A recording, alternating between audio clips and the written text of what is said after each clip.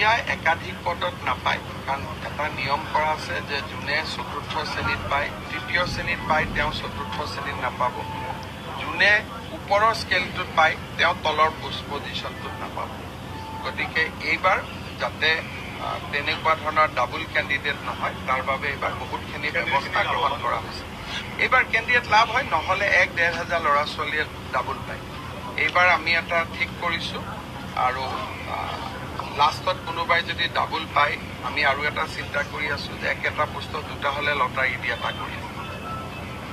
বহি নিৰীক্ষণটো বাহিৰৰ পৰা বহি নিৰীক্ষণটো কম্পিউটাৰেদি কৰিব, কিন্তু যেতিয়া বহি নিৰীক্ষণ হ'ব তেতিয়া অসমৰ 6জন বা 7জন শিক্ষাবিদ এক্সটাৰ্নেল ইভালুৱেটৰ হিচাপে তাত উপস্থিত থাকিব, যাতে বহীত কোনো এতিয়াতো বহি চিল পেক আছে। চিলৰ যোৱাবাৰো আমি অইন ঠাইত কৰা দেখা যায়। ভাৰতৰ অইন ঠাইত নাই, ভাৰতৰ অইন ঠাইতো লুকাই লুকাই কৰে। আজি এতিয়া মোক ইমান দিনে কংগ্ৰেছে সমালোচনা কৰি আছিল ইণ্টাৰনেট বন্ধ কিয় কৰিছে। আজি ঝাৰখণ্ডত কংগ্ৰেছ চৰকাৰে পৰীক্ষা পাতিছে, আজি তেওঁলোকে অসমৰ পৰা শিকি ইণ্টাৰনেটটো বন্ধ কৰিছে। যোৱাকালিলৈকে যি কংগ্ৰেছ দলে সমালোচনা কৰি আছিল ইণ্টাৰনেট কিয় বন্ধ কৰিছে, আজি ঝাৰখণ্ডত কংগ্ৰেছ চৰকাৰে অসমৰ পৰা শিকি পৰীক্ষা হৈ থকা সময়ছোৱাত ইণ্টাৰনেট বন্ধ কৰিছে। তাৰমানে অসমে আজি দেশক ৰাস্তা দেখুৱাই আছে। এই অভিযান চলি থাকিব ছাৰ, আপোনাৰ নিকা এপইণ্টমেণ্ট অক্টোবৰৰ পৰা পুলিচৰ নিযুক্তি হ'ব। ইয়াত বেলেগ কথা একো নাই, চব ল'ৰা ছোৱালীয়ে ভাল কৰি চাকৰি পালে।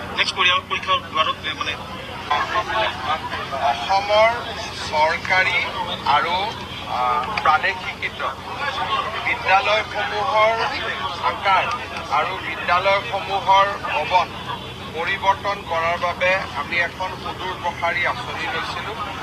বৰ্তমান সমগ্ৰ অসমতে 500খন বিদ্যালয় ভৱন নতুনকৈ নিৰ্মাণ কৰাৰ এটা বিশাল আঁচনি চলি আছে। সেই আঁচনিৰ অন্তৰ্গত বেজেৰা উচ্চতৰ মাধ্যমিক বিদ্যালয়, এই বিদ্যালয়খন নতুন আকাৰত আমি জানুৱাৰী-ডিচেম্বৰ মাহত উদ্বোধন কৰিম, আৰু দুদিন পিছত লাহে লাহে অসমৰ প্ৰতিখন প্ৰাদেশিকৃত বিদ্যালয় আৰু চৰকাৰী হাইস্কুলৰ অৱস্থা আমি এনেকুৱা ভৱনলৈ ৰূপান্তৰ কৰিম। ছাৰ 500খন বিদ্যালয় ইতিমধ্যে আপুনি বনোৱা হ'ব, আৰু হোৱা নহয়, ইতিমধ্যে বিভিন্ন পৰ্যায়ত আগবাঢ়ি আছে। ছাৰ কিছু আমাৰ আমাৰ ডন বস্কো ছেইণ্ট মেৰিজতকৈ অসমীয়া স্কুলবিলাক দেখিব ভাল। যিটো গতিত আমি কাম কৰি আছোঁ, আজি ডন বস্কো ছেইণ্ট মেৰিজ দেখিলে যেনেকুৱা এটা লাগে যে ইয়াতে এটা পঢ়াৰ পৰিৱেশ আছে, কিন্তু বিনিয়োগৰ অভাৱৰ বাবে আমাৰ স্কুলবিলাকৰ পৰিৱেশবিলাক বেয়া হৈ গৈছিল।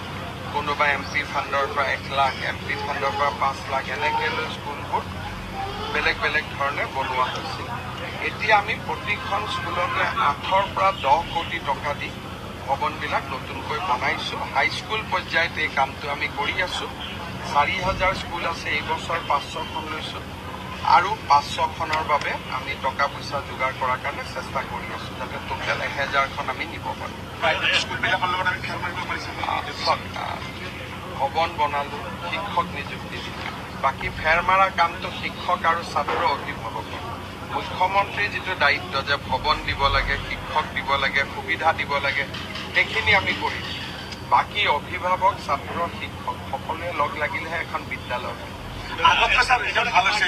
ভাল হৈছে আৰু ভাল হৈ থাকিব, কিন্তু মই ভাবোঁ যে আৰু আমি বহুত ভাল কৰিব